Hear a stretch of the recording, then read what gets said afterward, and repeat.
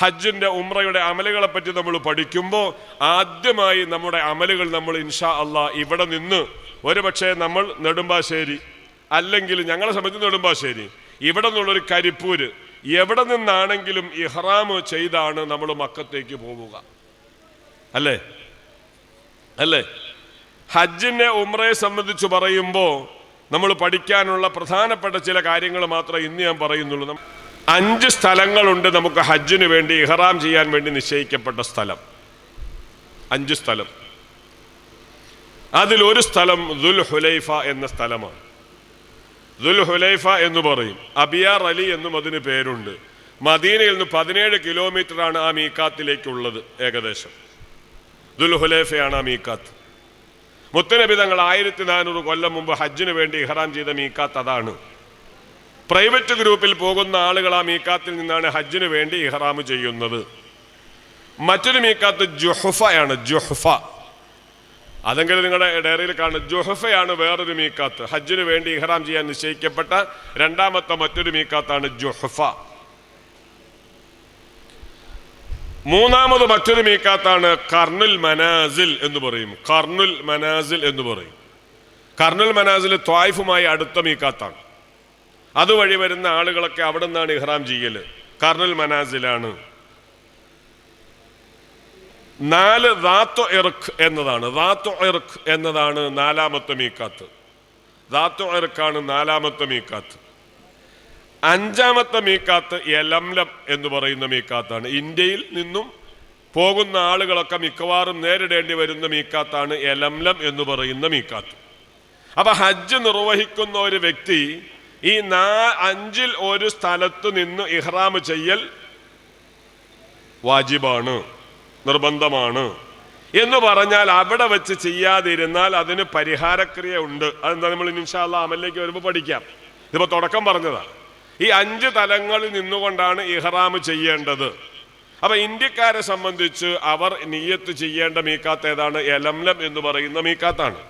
ഫ്ലൈറ്റിൽ നമ്മൾ യാത്ര ചെയ്യുകയാണെങ്കിൽ ആ മീക്കാത്തെത്തിന് അരമണിക്കൂർ മുമ്പ് വിവിധ ഭാഷകളിൽ അനൗൺസ്മെന്റ് പറയും. നിങ്ങളുടെ മീക്കാത്ത് എത്തുന്നു, ക്രമീകരണം അനിവാര്യമാണെന്ന് വിളിച്ചു പറയും.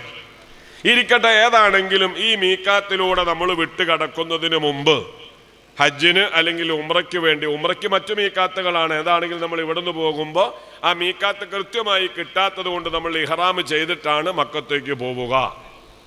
അപ്പം നമ്മളെ സംബന്ധിച്ചിടത്തോളം നമ്മുടെ മീക്കാത്ത് കൃത്യമായി നമ്മൾ നേരിടാത്തത് കൊണ്ട്, അതുവഴി കടന്നു പോകുന്നു എന്നതുകൊണ്ടും ഇവിടെ നിന്ന് തന്നെ നമ്മൾ ഇഹ്റാം ചെയ്താണ് പോവുക. അല്ലേ? ഇഹ്റാം ചെയ്തു പോകുമ്പോൾ സ്വാഭാവികമായും ചില കാര്യങ്ങൾ അതുമായി ബന്ധപ്പെട്ട് പഠിക്കണം.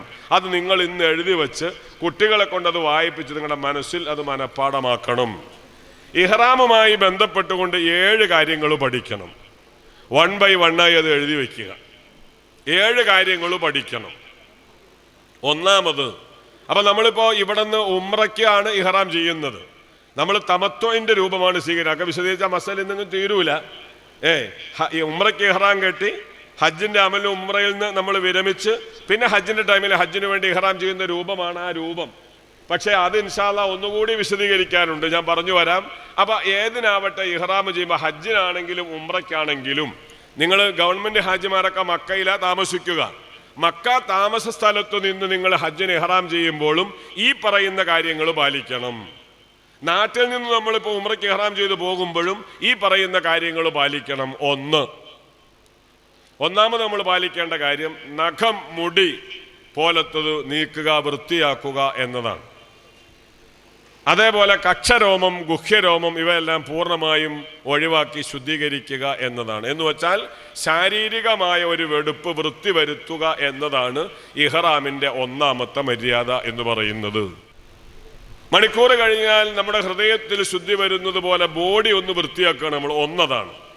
2ാമത്തെ മര്യാദയായി കിതാബുകളിലൊക്കെ നമുക്ക് പഠിപ്പിച്ചു തന്നത്, മഹാന്മാർ പഠിപ്പിച്ചത് അൽ ഉസ്ലു ലിൽ ഇഹ്റാം, ഇഹ്റാമിനെ കരുതി കുളിക്കുക എന്നതാണ്. ഇവിടെ ഹജ്ജിന് പോകുന്ന ഒരാൾ സൗകര്യം കിട്ടുകയാണെങ്കിൽ 10 സ്ഥലങ്ങളിൽ കുളി സുന്നത്തുണ്ട്. ഒന്നിപ്പറഞ്ഞ ഇഹ്റാമിനെ കരുതി കുളിക്കലാണ്. 2 ദുഖൂൽ മക്ക, മക്കയിൽ പ്രവേശിക്കാൻ വേണ്ടി കുളിക്കൽ സുന്നത്തുണ്ട്. ഇപ്പോൾ സ്വാഭാവികമായും നമ്മളൊരു ഗൈഡിൻ്റെ നിയന്ത്രണത്തിലാണ് ജിദ്ദ വാഹനത്തിൽ മക്കയിലേക്ക് പോകുന്നത് കൊണ്ട് സ്വാഭാവികമായും ആ കുളി നമുക്ക് ലഭിച്ചു കൊള്ളണം എന്നില്ല. എന്നാലും ആ കുളിയെ പറ്റി ഒന്ന് മനസ്സിലാക്കി വയ്ക്കുക. മൂന്ന് ലിവുഖൂഫി അറഫ, അറഫയിൽ നിൽക്കാൻ വേണ്ടി കുളി സുന്നത്തുണ്ട്. അറഫയിൽ നിൽക്കുന്നതിന് വേണ്ടി കുളി സുന്നത്തുണ്ട്. ശ്രമിച്ചാൽ ആ കുളി നമുക്കൊക്കെ കഴിയും. കാരണം എന്താ? 9-ന്റെ അന്ന് ഉച്ചയ്ക്ക് ശേഷമല്ലേ അറഫയിൽ ആവശ്യമുള്ളൂ അല്ലേ? നിങ്ങളെന്താ തീരെ ഒന്ന് പ്രതികരിക്കാത്ത? 9-ന്റെ അന്ന് ഉച്ചയ്ക്കല്ലേ വേണ്ടതുള്ളൂ. നമ്മൾ 8-ന്റെ അന്ന് രാത്രി എവിടെ ചെല്ലും? അറഫയിൽ ചൊല്ലും. പോകേണ്ടതില്ല, അത് സുന്നത്തായ രൂപം നമുക്ക് പിന്നെ പറയാം. പോകേണ്ടത് ആ സമയത്തൊന്നുമല്ല, നമ്മൾ 8-ന്റെ അന്ന് രാത്രി അവിടെ വരും, അറഫയിൽ വരും. അപ്പൊ അതുകൊണ്ട് നമ്മൾ അറഫയിൽ വന്നാൽ നമുക്കൊരു ഡ്യൂട്ടി ഇല്ല. ഏതുവരെ? 9-ന്റെ അന്ന് ഉച്ച വരെ. അപ്പൊ ഉച്ചയ്ക്ക് മുമ്പ് ഏതെങ്കിലും ടോയ്ലറ്റുകളൊക്കെ തിരക്ക് കുറഞ്ഞത് കണ്ടുപിടിച്ചാൽ നാട്ടിലെ കുളിയെന്നാരും കരുതി പോയേക്കും ചെയ്യരുത് കേട്ടോ. നമ്മുടെ നാട്ടിലെ ഒരു കുളിയുണ്ട്, നമ്മുടെ ഒരു സാങ്കല്പിക കുളി. പടച്ചോനാ ചിന്ത വരാതെ കാക്കുമാറാവട്ടെ. അറഫയിലെങ്ങാനും അങ്ങനെ വന്നു പോയാൽ ആടിൻ്റെ എണ്ണം അറുത്ത് മതിയാവൂല, ആജാതി അറക്കേണ്ടി വരും. അപ്പൊ അതുകൊണ്ട് അങ്ങനത്തെ കുളിയല്ല. അവിടെ സൗകര്യം കിട്ടിയാൽ ആ ടാപ്പിൽ നിന്ന് കുറച്ച് വെള്ളം ഒന്ന് ശരീരത്തിൽ ഇറ്റു വീണാൽ തന്നെ അൽഹംദുലില്ലാഹ് ശരീരം ഒന്ന് നനയ്ക്കണ ഒരു കുളി അങ്ങനെ ചിന്തിച്ചാൽ മതി. അങ്ങനെ കുളി സുന്നത്തുണ്ട്. പിന്നെ മറ്റൊരു കുളി സുന്നത്തുള്ളത് എവിടെയാണ്?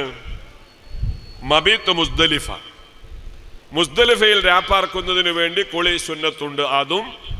അതും ശ്രമിച്ചാൽ നടക്കും. സുന്നത്തല്ല എന്ന മനോഭാവത്തോടെ തള്ളരുത്. പറ്റിയാൽ അത് കൊള്ളണം. ചില സുന്നത്തുകളാണ് വലിയ പദവിയിലേക്ക് മനുഷ്യനെ ഉയർത്തുക. അഷ്റഫുൽ വറ മുഹമ്മദുർ റസൂലുള്ളാഹി സ്വല്ലല്ലാഹു അലൈഹി വസല്ലം ഇസ്രാ മിഅ്റാജ് കഴിഞ്ഞിങ്ങനെ വന്ന സമയത്ത് ബിലാൽ മുഅദ്ദിൻ തങ്ങളോട് പറഞ്ഞില്ല, ബിലാൽ, നിനക്ക് വേണ്ടി പടച്ചോൻ തയ്യാർ ചെയ്ത ആ ഭവനത്തിന്റെ മനോഹാരിത എത്രയാ പറഞ്ഞറിയിക്കാൻ പറ്റൂല. ബിലാലിന്റെ കണ്ണുകൾ നിറഞ്ഞു. എന്താ ബിലാൽ നിങ്ങൾ ഈ ചെയ്തു കൂട്ടിയത്? അപ്പൊ പൊട്ടിക്കരഞ്ഞുകൊണ്ട് പറഞ്ഞു, അമലിന്റെ വലിയ ഒരു കെട്ടഴിക്കാനില്ലെങ്കിലും അങ്ങ് പഠിപ്പിച്ച ഒരു സുന്നത്ത് ഞാൻ ഇന്നേ വരെ ഒഴിവാക്കിയിട്ടില്ല. ഏതാണ് ബിലാൽ അത്? അപ്പൊ ബിലാൽ തങ്ങൾ പറഞ്ഞു, ഓതോ ചെയ്തതിന്റെ പിന്നിൽ എപ്പോഴും 2 റക്അത്ത് സുന്നത്ത് വേണം എന്ന് പറഞ്ഞല്ലോ അങ്ങ്. അത് ഇന്നേ വരെ ഒഴിവാക്കിയിട്ടില്ല. ലിദാക്ക, ആ സുന്നത്തിനോടുള്ള പ്രതിബദ്ധത നിന്റെ കൽബിൽ രൂഢമൂലമായപ്പോ അള്ളാഹു നിനക്ക് തന്ന ഗിഫ്റ്റാണ് ആ വീടെന്ന് മുഹമ്മദുർ റസൂലുള്ളാഹി സ്വല്ലല്ലാഹു അലൈഹി വസല്ലം. അപ്പൊ സുന്നത്തല്ലേ എന്ന് കഴിയുന്നത്. ഖുദു അന്നി മനാസിക്കക്കും, മുത്തുനബിയ ഹജ്ജിന്റെ അമലുകൾ പഠിപ്പിച്ചത്. എന്നിട്ട് പറഞ്ഞു, ഇത് ഞാൻ നിങ്ങൾക്ക് പഠിപ്പിച്ചു തന്നിട്ട് ഖുദു അന്നി മനാസിക്കക്കും, ഹജ്ജിന്റെ അമലുകളൊക്കെ ഞാൻ പഠിപ്പിച്ചതുപോലെ ഉൾക്കൊള്ളണമെന്ന് റസൂലുള്ള പറഞ്ഞെങ്കിൽ പറ്റുമെങ്കിൽ മുസ്ദലിഫയിൽ രാപ്പാർക്കാൻ വേണ്ടി കുളി സുന്നത്തുണ്ട്. അതേപോലെ കുളി സുന്നത്തുണ്ട്. ഏത്? 6, 7, 8. ഇപ്പൊ എത്ര കുളി നമ്മൾ പറഞ്ഞു? ഇഹ്റാമിനെ കരുതിയുള്ള കുളി അല്ലേ?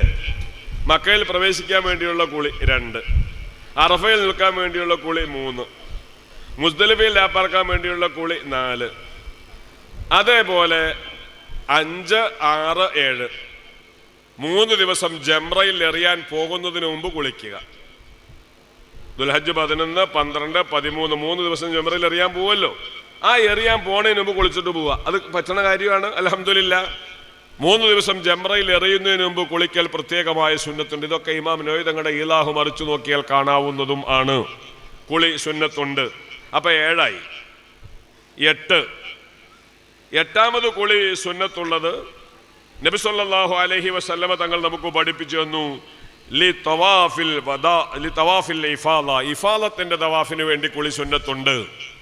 ഹജ്ജിന്റെ വാജിബായ തവാഫാണ് ഇഫാദത്തിന്റെ തവാഫ്. ആ തവാഫ് ചെയ്യുന്നതിന് വേണ്ടി കുളി പ്രത്യേകമായ സുന്നത്തുണ്ട്.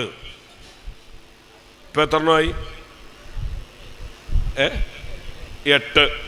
9 മുടിയെടുത്തതിന് ശേഷം കുളി സുന്നത്തുണ്ട്. മുടിയെടുത്തതിന് ശേഷം കുളി സുന്നത്തുണ്ട്.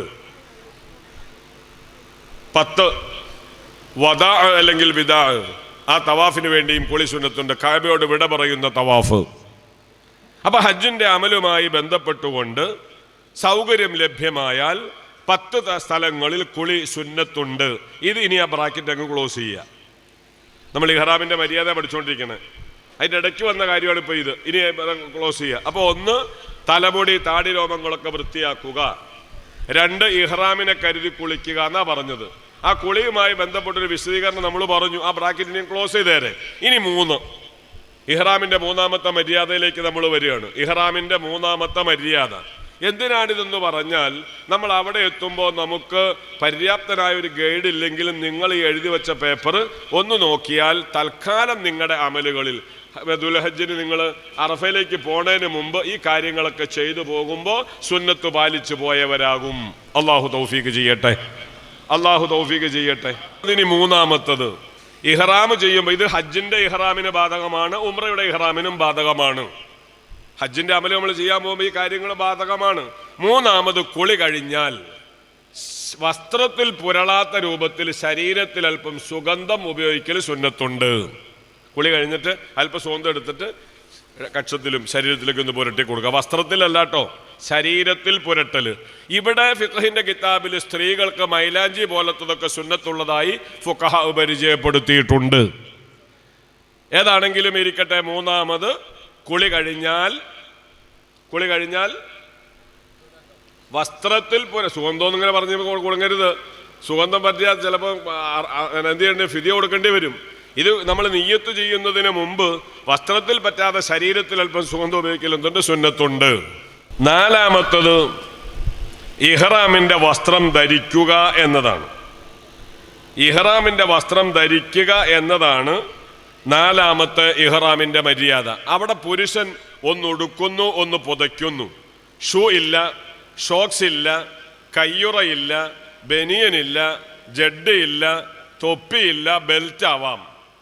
ഈ തുണി പറഞ്ഞു പോകാതിരിക്കാൻ ഒരു ബെൽറ്റ് അതിന് മുകളിൽ കെട്ടുക എന്നതിനപ്പുറം പുരുഷൻ ആ ഇഹ്റാമിന്റെ തുണി റെഡിയായി നിൽക്കാൻ പിന്നോ ബട്ടൺസോ പോലും ഉപയോഗിക്കരുതെന്ന ഷാഫി മദ്ഹബിലെ പ്രമാണം. വെറുതെ പുതച്ചാൽ മതി. കെട്ട അയക്കല് ചരട് അത് കുഴപ്പമില്ല, അപ്പൊ എന്ത് പാടില്ല? ഈ പറഞ്ഞതൊന്നും പറ്റൂല. ഈ പറഞ്ഞ ചുറ്റിത്തുന്നിയ രൂപത്തിലുള്ള വസ്ത്രങ്ങളൊന്നും ഇഹ്റാമിലായാൽ പറ്റൂല. പെണ്ണ് പർദയും മഫ്തയും കാലുറയും ഇഹ്റാമിലായ ധരിക്കണം. മുഖവും മുൻകൈയും മാത്രമേ പെണ്ണ് ഇഹ്റാമിൽ തുറന്നിടാൻ അനുവാദമുള്ളൂ. സ്ത്രീ അതേ അനുവാദമുള്ളൂ. അപ്പൊ പക്ഷെ ഇപ്പോഴത്തെ ഒരു കാര്യം ശ്രദ്ധിക്കേണ്ടത്, ഇപ്പൊ വസ്ത്രധാരണം എന്ന് പറയുന്നത് അള്ള പറഞ്ഞ ക്രമീകരണം പാലിക്കാനല്ല, പിന്നെയോ ഫാഷൻ പരേഡിനാണ്. പർദ്ദ പണ്ട് കാലത്തൊക്കെ നമ്മുടെ ഉമ്മമാര് ധരിച്ചത് പടച്ചോനെ പേടിച്ച. ഇപ്പൊ അതല്ല. ഇപ്പൊ ഒരു പെണ്ണ് പർദ്ദ ധരിച്ചാൽ ആ പെണ്ണിന്റെ പർദ്ദയുടെ കയ്യിലൂടെ 10 മക്കൾക്ക് കയറി പോകുന്ന ലൂസാ. ഈ പർദ്ദ കൊണ്ട് ഇഹ്റാം ധരിച്ചാൽ വലിയ അപകടമാണ്. അപ്പൊ ആ ഒരു അപകടം വരാൻ സാധ്യതയുള്ളത് കൊണ്ട് പറ്റുമെങ്കിൽ എന്ത് ചെയ്യണം, കൈ ഉറ ഇങ്ങനെ ഒന്ന് ആ ഷോക്സിന്റെ തലയങ്ങ് കണ്ടിച്ചാൽ അതിങ്ങനെ ഒരു ഇതുപോലെ കിട്ടും. അത് കയറ്റിയിടുക ഇങ്ങോട്ട്. മനസ്സിലാവണ്ടോ? മുൻകൈ തുറന്നിടണം, അതിന് ഇപ്പുറത്തേക്ക് മറയണം. ഈ പർദ്ദയുടെ കൈ താഴ്ന്നു പോയി ഈ ഭാഗങ്ങളൊക്കെ വെളിവാകാൻ ഇടയുള്ളത് കൊണ്ട് എന്തു ചെയ്യണം, ടൈറ്റുള്ള ഒരു ഷോക്സ് ഇതിന്റെ ഉള്ളിലേക്ക് കയറ്റിയിടുക. അപ്പൊ പർദ്ദയുടെ കൈ താന്നു വന്നാലും ഔറത്തെന്താവൂല, വെളിവാവൂല. എന്താ ഇതൊക്കെ ഞാൻ എടുത്തു പറയണത്? വമൻ യുരിദു ഫീഹി ബിഇൽഹാദിൻ ബിളുൽമിൻ നുദിഖുഹു മിൻ അദാബിൻ അലീം. അബ്ദുല്ലാഹി ഇബ്നു അബ്ബാസ് തങ്ങളുടെ തഫ്സീർ നോക്കിയാൽ പേടിച്ചു വിറച്ചിട്ടല്ലാതെ ആ ഭൂമിയിൽ നടക്കൂല. ഇറാദത്ത് കൊണ്ട് ശിക്ഷിക്കപ്പെടുന്ന ഭൂമി ഹറമല്ലാതെ ലോകത്ത് വേറെ ഇല്ല. ഇപ്പൊ ഈ മുഹിമ്മാത്തിന്റെ മുറ്റത്ത് വന്നു ഒരു തെറ്റ് ചെയ്യണമെന്നൊരാൾ മനസ്സിൽ കരുതി, അയാളെ അള്ളാഹ് ശിക്ഷിക്കോ? നിങ്ങൾ എന്തെങ്കിലും എന്ന് പറയപ്പ ശിക്ഷിക്കോ? ഉറക്കെ പറയാം. ഇല്ല. ചെയ്തെങ്കിലും എന്ത് ചെയ്യുള്ളൂ? ശിക്ഷിക്കൂ. ഹറം അങ്ങനെയല്ല. അവിടെ ചെന്ന് വേണ്ടാത്തൊരു ചിന്ത മനസ്സിൽ വന്നാൽ നുദിഖുഹു മിൻ അദാബിൻ അലീം, വേദനാജനകമായ ശിക്ഷ രുചിപ്പിക്കാതെ പടച്ചോൻ വിടൂല. പടച്ചോൻ കാത്തിരക്ഷിക്കട്ടെ. അതുകൊണ്ട് ഈ നിയ്യത്ത് ആദ്യം വേണം. മക്കയിലേക്ക് പോകുമ്പോൾ നമ്മുടെ ദൃഷ്ടിക്ക് ഗോചരമായതല്ല 99% വിമർശനാത്മകമായതാ കാണുന്നത് മുഴുവനും. നമ്മൾ മക്ക നന്നാക്കാൻ പോണതല്ല, നമ്മൾ നന്നാവാൻ പോണതാ. മനസ്സിലാവണുണ്ടോ? നമ്മൾ മക്ക നന്നാക്കാൻ ഡ്യൂട്ടി നമുക്കില്ല, പിന്നെ സ്വയം നന്നാവലേ നമ്മുടെ ഡ്യൂട്ടി. അവിടെ പലതും കാണും, പലതും കേൾക്കും. നമ്മൾ അങ്ങോട്ടൊന്നും ശ്രദ്ധിക്കണ്ട. മദ്ഹബിലെ ഇഖ്തിലാഫ് ആയിരിക്കാം ചിലപ്പോൾ അവരുടെ ഇബാദത്തിൽ കാണുന്ന വിഭിന്നതകൾ. നമ്മൾ കുറ്റം പറഞ്ഞാൽ ചിലപ്പോൾ കുടുങ്ങും. ചിലരിങ്ങനെ കൈ കെട്ടുമ്പോൾ ചില കൈ ഇങ്ങനെ താത്തിയിടും. നമ്മളിങ്ങനെ നോക്കി നിന്നിട്ട് ഇവനൊക്കെ മക്കത്തേക്ക് വന്നേക്കെ കണ്ടില്ലേ കൈയും താത്തി നിൽക്കണ്, എങ്ങനെയാ മാലിക്കി മദ്ഹബിൽ കൈ താത്തി നിന്നാൽ മതി, കെട്ടിക്കൊള്ളുന്നില്ല. അപ്പം മദ്ഹബിന്റെ ഇഖ്തിലാഫ് ആവാം ഒരുപക്ഷെ ആ കാണുന്നത്. നമ്മൾ കുറ്റം പറയാൻ വേണ്ടി നിൽക്കണ്ട. എന്ത് കണ്ടാലും ആ കാണുന്നതിലേക്ക് നമ്മൾ നോക്കണ്ട. കാരണം ഇറാദത്ത് കൊണ്ട് ശിക്ഷിക്കപ്പെടുന്ന ഭൂമി ലോകത്തുണ്ടെങ്കിൽ അത് ഹറമല്ലാതെ മറ്റൊന്നില്ല. ബീഡി വലിക്കരുത്, മടിക്കുത്ത് കെട്ടരുത്, ശബ്ദമുയരരുത്. കണ്ടില്ലേ ഹജ്ജിന്റെ അമല് കഴിഞ്ഞാൽ സയ്യിദുന ഉമറുൽ ഫാറൂഖ് റളിയല്ലാഹു അൻഹു വലിയ വടിയുമായി ഇറങ്ങും. അലൈക ബിൽ ഇറാഖ് അലൈക ബിശ്ശാം, പോ ഇറാഖികളെ, പോ ഷാമികളെ എന്ന് പറഞ്ഞ് ആട്ടി ഓടിക്കും. അപ്പൊ സ്വഹാബത്ത് ചോദിച്ചു, ഉമർ റളിയല്ലാഹു അൻഹു, ഇത് ഒരു റക്അത്ത് 1,00,000 കൂലിയല്ലേ, നിങ്ങളിങ്ങനെ ആട്ടി ഓടിക്കണത്? അപ്പൊ ഉമർ തങ്ങൾ പറഞ്ഞു, അതെ, കഅബ ആദ്യം കണ്ടപ്പോൾ അവരൊക്കെ കരഞ്ഞു, ഓക്കെ. രണ്ടാമത് കണ്ടപ്പോൾ അതുപോലെ കണ്ണീര് വന്നില്ല. മൂന്നാമത് തീരെ വന്നില്ല. നാലാമത് സെൽഫി എടുക്കാൻ തുടങ്ങി. അഞ്ചാമത് ചേർന്ന് സെൽഫി എടുക്കാൻ തുടങ്ങി. ദിവസങ്ങൾ കഴിയുമ്പോൾ മഹത്വം വൽക്കരിക്കുന്ന ചിന്താഗതി മൈൻഡ് മാറും. അങ്ങനെ മൈൻഡ് മാറിയാൽ ഇവരൊക്കെ നരകത്തിൽ പോകുന്നുള്ള പേടി കൊണ്ടാണ് ഞാൻ ഇവരെ ആട്ടിവിട്ടതെന്ന് സയ്യിദുന ഉമറുൽ ഫാറൂഖ് റളിയല്ലാഹു അൻഹു തങ്ങൾ പഠിപ്പിച്ചതാണ്. അപ്പൊ അവിടെ നിൽക്കുമ്പോൾ മര്യാദയ്ക്ക് നിന്നില്ലെങ്കിൽ ചിലപ്പോൾ അപകടം പതിയിരിക്കുന്നുണ്ട്. എത്രയോ വർഷത്തെ അനുഭവം പങ്കുവയ്ക്കാനുണ്ട്. എൻ്റെ അനുഭവങ്ങളിൽ പലതുമുണ്ട്. ഞാൻ ഓർക്കുകയാണ്, ഒരു തവണ ആ മിനയിൽ ആളെ ഒന്നും ഞാൻ പറയണില്ല, ശക്തമായ മഴ, അങ്ങനെ വെള്ളം ഇങ്ങനെ കുത്തൊഴുകി വന്നു. ആളുകളൊക്കെ ഭയവിഹുല പടച്ചോനെന്ന് വിളിച്ചപ്പോ ഒരാൾ അവിടെ ഇരുന്ന്, അയാൾ വേണ്ടത്ര ഇതിനോടൊന്നും വലിയ പ്രതിബദ്ധമൊന്നുമില്ല. ഈ നരകത്തിൽ നിന്ന് കരകയറ്റിയിടുന്ന ശിവശംഭോ ശംഭോ ശിവശംഭോ എന്നിങ്ങനെ പറഞ്ഞു. നാട്ടിലെത്തിയ ആൾ മെന്റലായി, അത് ചൊല്ലിക്കൊണ്ട് അയാൾ മരിച്ചു. നഊദു ബില്ലാഹ്, അല്ലാഹു കാക്കുമാറാവട്ടെ. കരുതണം. അദബ് മുറാഅത്തുൽ ആദാബി ഔലാ മിനൽ അഹ്കാം. അദബ് മുറാഅത്ത് ചെയ്യണം. നിങ്ങൾ കണ്ടോ, മദീനത്ത് പോയവർക്ക് കൈവന്തിച്ച് ധൈര്യമായിട്ട് പൊന്തിക്ക്. അള്ളാഹു ഇനിയും പോകാനുള്ള ഒരുക്കത്തിൽ തൗഫീഖ് ചെയ്യട്ടെ. മദീനത്ത് നിങ്ങളൊക്കെ പോയില്ലേ? ആ മദീനത്തെ പള്ളിയിലെ മിമ്പറിന് എത്ര പടിയുണ്ട്? അപ്പൊ പറയാണ്, എൻ്റെ പൊന്നു മുസ്ലിയാരെ, ഞങ്ങൾ പടി നോക്കാനൊന്നും പോയതല്ല, ഞങ്ങൾ സിയാറത്തിന്. ശരി, നിങ്ങളുടെ വാദം ഞാൻ അംഗീകരിച്ചു. പക്ഷെ ആ മദീനത്തെ മിമ്പർ നമ്മുടെ തങ്ങളുപ്പാപ്പാന്റെ പള്ളിയിലെ ഈ പള്ളിക്ക് എത്ര പടിയുണ്ട് മിമ്പറിന്? അതും ഓർമ്മയില്ലേ? 4 പടിയല്ലേ ഉള്ളൂ, ഒന്നിരിക്കാൻ അങ്ങനെ അല്ലേ ഉള്ളൂ, അതേ ഉള്ളൂ. എന്നാൽ മദീനത്തെ പള്ളിക്ക് 7 പടിയാ മിമ്പറിന്. എന്തിനാ 7 പടി? മുത്തനബി സയ്യിദുനാ മുഹമ്മദുർ റസൂലുള്ളാഹി നബി തങ്ങൾ വഫാത്തായി ഭരണമേറ്റെടുത്ത് സിദ്ദീഖുൽ അക്ബർ തങ്ങളാ ഖുത്ബ ഓതാൻ വേണ്ടി ഇങ്ങനെ കയറി. പടച്ചോനെ, മുത്തനബി ഇരുന്നോടത്ത് ഞാനിരിക്കുകയോ ഇല്ല, 1 പടി താഴെ ഇരുന്നു. അതബ് സിദ്ദീഖ് തങ്ങൾ പോയപ്പോൾ ഭരണമേറ്റെടുത്ത് ഉമറുൽ ഫാറൂഖ് തങ്ങളാ ഖുത്ബ ഓതാൻ വേണ്ടി കയറി. 1 ദിവസം 1 സെക്കൻഡ് അനുഭവിച്ച വേദന ജീവിതം മുഴുവനും സമർപ്പണത്തിന് മുന്നിൽ വെച്ചു കൊടുത്താലും സിദ്ദീഖിന് മുന്നിൽ വിജയിക്കാൻ പറ്റൂല എന്ന് ലോകത്ത് പഠിപ്പിച്ച ഉമറുൽ ഫാറൂഖ് റളിയല്ലാഹു അൻഹു ഞാൻ അവിടെ ഇരിക്കൂല, 1 പടി താഴെ ഇരുന്നു. ഉസ്മാൻ ഇബ്നു അഫ്ഫാൻ തങ്ങൾ ഭരണമേറ്റെടുത്തു. അപ്പൊ പിന്നെ നോക്കുമ്പോൾ പടിയില്ല, 3 പടി അറ്റാച്ച് ചെയ്ത് കൊടുത്തു. പിൽക്കാലത്ത് മദീനയിൽ വലിയ തീപിടുത്തമുണ്ടായി. മിമ്പർ പുതുക്കി പണിതപ്പോഴും സൗദി ഗവൺമെന്റ് ആദരവിന്റെ ഭാഗമായി 7 പടികളോടെ ഇന്നും ആ മിമ്പർ കാണുക. ഇതാ ആദാബ്, മര്യാദ എന്ന് പറഞ്ഞതാ. ഈ മര്യാദ പാലിക്കണം. ഈ മര്യാദകളില്ലാതെ നമ്മൾ ജീവിക്കരുത്. ഹറമിലൊക്കെ പോകുമ്പോൾ ഒരു കാരണവശാലും ഇക്കൊല്ലം ഹജ്ജിന് പോകുന്നു കഴിഞ്ഞു മൊബൈൽ ഫോണിലോ ഫോട്ടോ എടുക്കൽ നിങ്ങൾ മാറ്റിക്കോ, കുറെ മലക്കിന്റെ സഹായം നിങ്ങൾക്ക് കിട്ടും.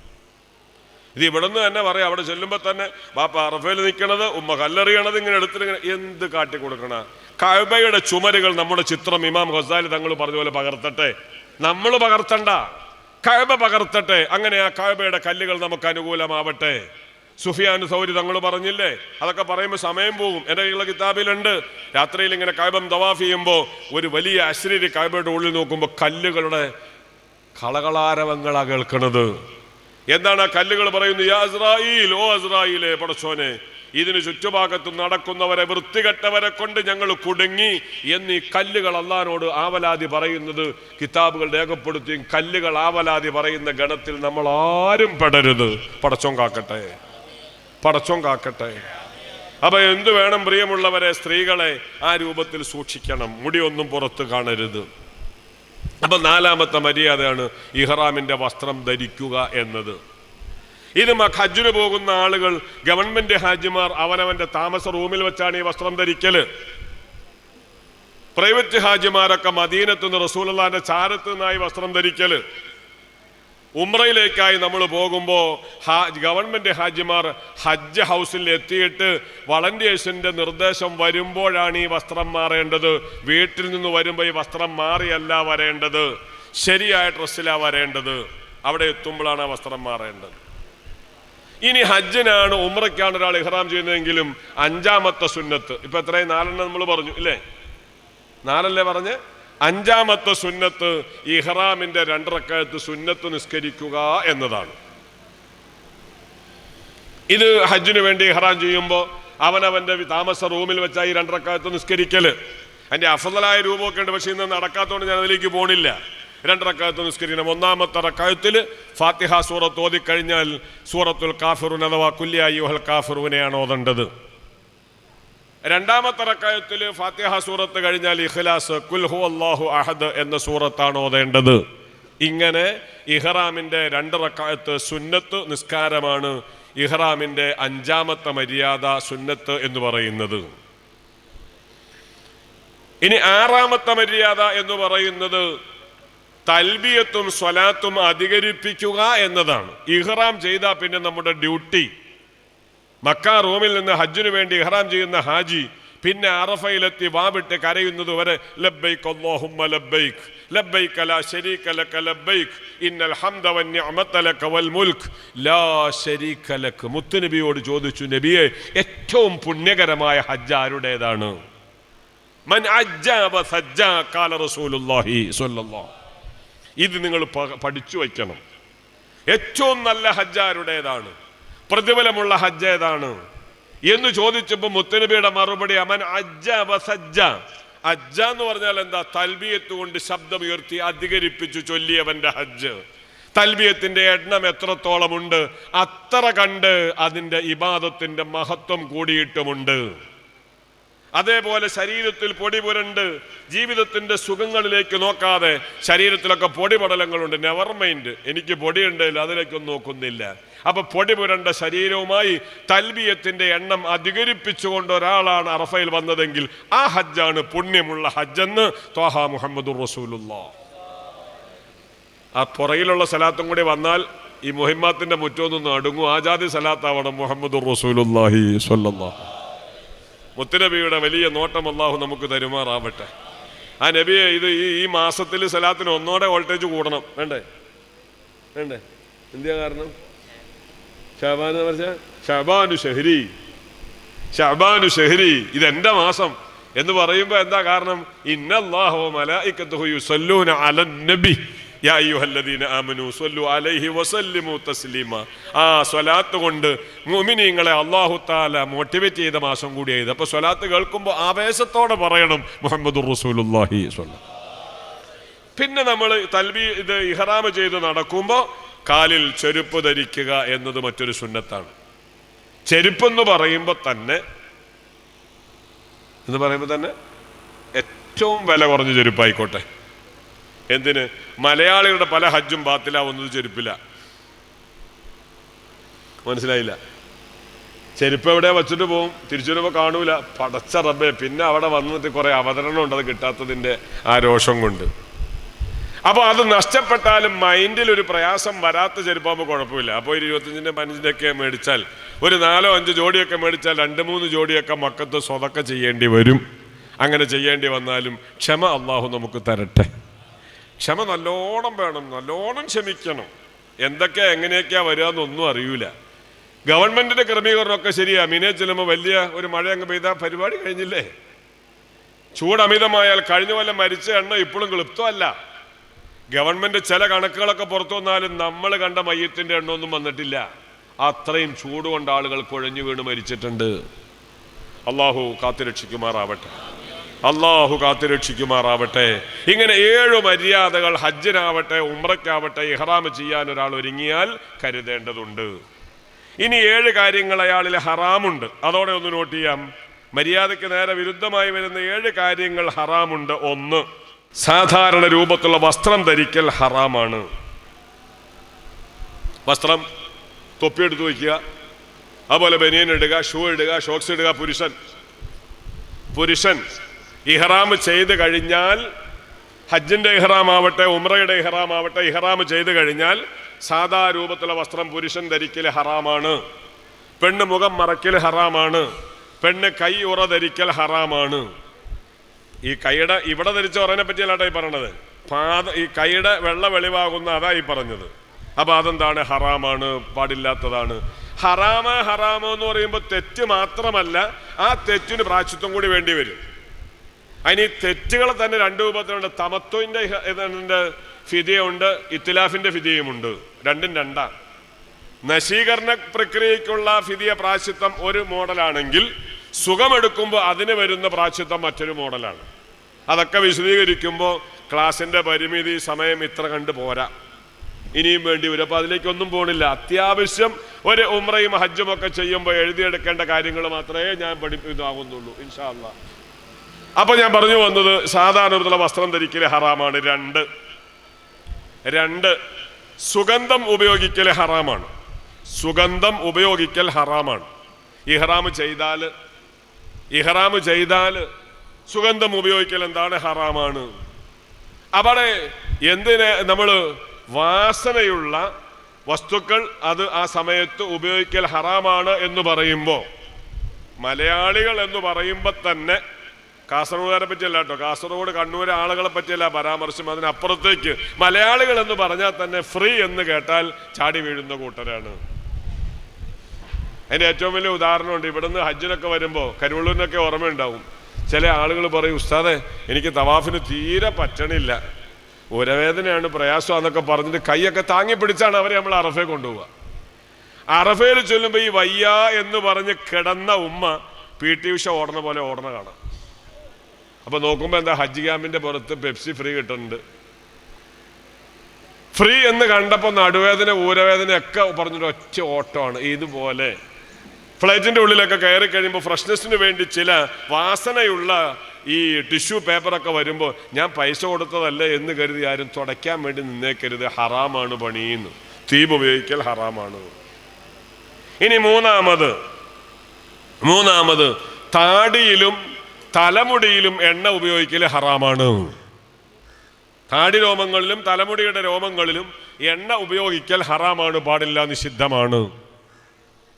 അപ്പോൾ നല്ല പലഹാരങ്ങളൊക്കെ കഴിച്ചിട്ട് നമ്മൾ പഠിച്ചൊരു പരിപാടിയുണ്ട്, ബിസ്മില്ലാ, എല്ലാം അങ്ങനെ തന്നെയാണല്ലോ, അതൊന്നും പറ്റൂല. ഇഹ്റാമിലായാലും ഇതൊക്കെ ഇഹ്റാം അല്ലാത്ത സമയങ്ങളിൽ എണ്ണ കയ്യിൽ കരുതണം. ഇപ്പൊ കഴിഞ്ഞ ഉംറയ്ക്ക് പോയപ്പോൾ പറഞ്ഞു, ഉസ്താദ് കാരണം ഞങ്ങൾ ആരും എണ്ണ എടുത്തില്ല എന്ന് പറഞ്ഞു. അതെന്റെ തകരാറില്ല, ഞാൻ പറഞ്ഞപ്പോൾ അവർ ഉറക്കത്തിലിറങ്ങും. എണ്ണ ഹറാമാന്നേ കേട്ടോളൂ, എപ്പോന്ന് കേട്ടില്ല. അപ്പൊ അതുപോലെ നിങ്ങളാരും ഉറങ്ങിയേക്കരുത്, എണ്ണ കൊണ്ടുപോകണം. അവിടുത്തെ പ്രതികൂല കാലാവസ്ഥയിൽ നമ്മൾ അല്ലാത്തവരിലൊക്കെ എണ്ണ വെച്ചിട്ട് ശരീരത്തിന് സുഖം കണ്ട് എണ്ണ ഉപയോഗിക്കണം. ഇഹ്റാമിലായാൽ പറ്റൂല, ഹറാമാണ് എന്നാണ് ആ പറഞ്ഞതിന്റെ പശ്ചാത്തലം. ഇഹ്റാമിലെ ഹറാമാണ്. പിന്നെ ഇസാലത്തുൽ ളുഫരി വശഅർന്ന് കാണാം, മുടിയും നഖവും നീക്കൽ ഹറാമാണ്. ഇഹ്റാമിലായി കഴിഞ്ഞാൽ പിന്നെ എന്ത് ചെയ്യാൻ പാടില്ല? മുടി നീക്കാൻ പാടില്ല. അതുപോലെ നഖം ഇതാണ്. ഇതൊക്കെ ചില ആളുകൾക്കൊരു പ്രത്യേകതയുണ്ട്. വെറുതെ വർത്താനം പറഞ്ഞുകൊണ്ടിരിക്കുമ്പോൾ ഇങ്ങനെ മൂക്കിലിങ്ങനെ മുടി, ബിസ്മില്ല, ഒറ്റപ്പെടുത്തുക, കുഴപ്പമൊന്നുമില്ല, 3 എണ്ണം ഉണ്ടെങ്കിൽ ഒരു ആടിനെ എടുത്താൽ മതി. പണം കയ്യിലുണ്ടെങ്കിൽ ഒരു കുഴപ്പമില്ല. ചില സ്ത്രീകളുണ്ട്, ഇവിടെ ഉള്ളവരെന്ന് അറിയില്ല, അവർക്കിങ്ങനെ തലയിൽ എപ്പോഴും ഇങ്ങനെ പണിതുകൊണ്ടിരിക്കണം. അത് ഈരാണോ പേനാണോ എന്ന് അല്ലാഹു അലം. പിന്നെ ഒരൊറ്റ പിടുത്തവും കൊണ്ടങ്ങ് പിടിക്കും. ആ പിടുത്തത്തിൽ വരുന്ന മുടിയുടെ എണ്ണം നോക്കണമെങ്കിൽ പണി പാളും. അപ്പോൾ നമ്മുടെ പ്രയത്നം കൊണ്ട്, പരിശ്രമം കൊണ്ട് മുടിയോ നഖമോ നീക്കിയാൽ അത് ഹറാമാണെന്ന് മാത്രമല്ല, ഇത്തിലാഫായതുകൊണ്ട് അവിടെ അറവ് നിർബന്ധമായി വരുന്ന സാഹചര്യം വരും. അതൊന്നും വരാതെ പടച്ചോൻ കാക്കുമാറാവട്ടെ.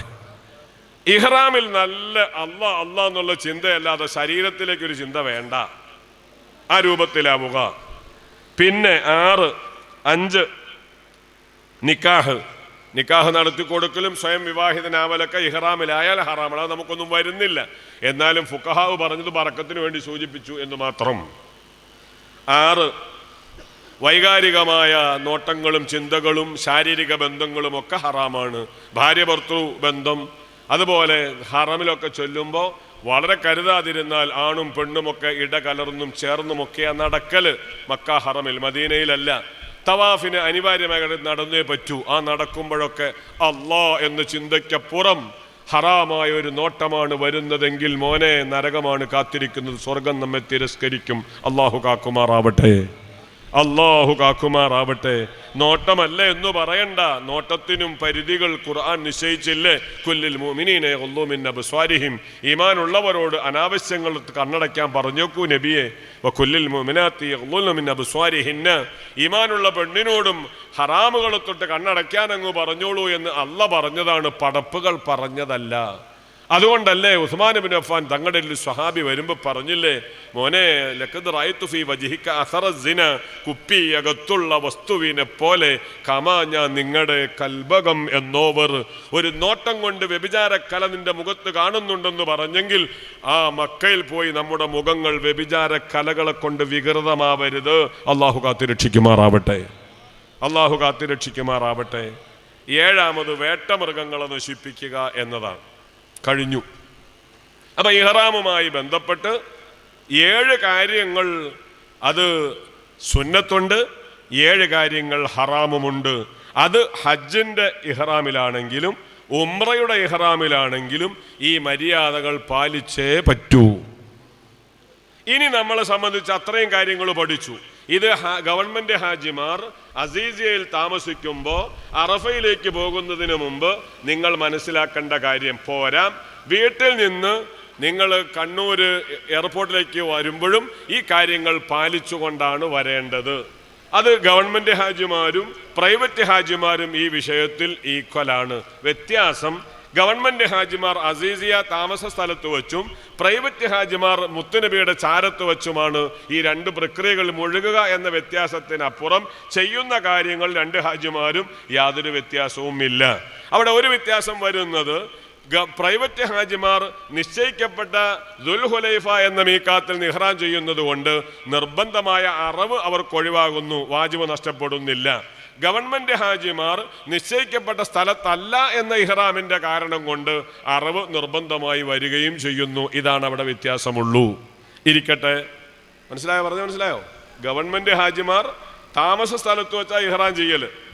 അപ്പൊ താമസ സ്ഥലത്ത് വെച്ച് ഇഹ്റാം ചെയ്യുന്നത് കൊണ്ട് എവിടെ പോണില്ല? മീഖാത്തിൽ പോണില്ല. മീഖാത്തിൽ ഇഹ്റാം ചെയ്യുന്നത് ഹജ്ജിന്റെ വാജിബാത്തിൽ പെട്ടതാണ്. ആ വാജിബാത്ത് നഷ്ടപ്പെടലുകൊണ്ട് ദമു കൊണ്ട് പരിഹരിക്കപ്പെടുകയാണ്. അതാണ് അറവ് നിർബന്ധമായി വരുന്നത് എന്നർത്ഥം. ഇരിക്കട്ടെ, ഇനി നമ്മളിപ്പോൾ ഇത്രയും കാര്യങ്ങൾ പഠിച്ചു. എഴുതിയില്ലേ? ബാക്കിയിലൊക്കെ എഴുതിയോ?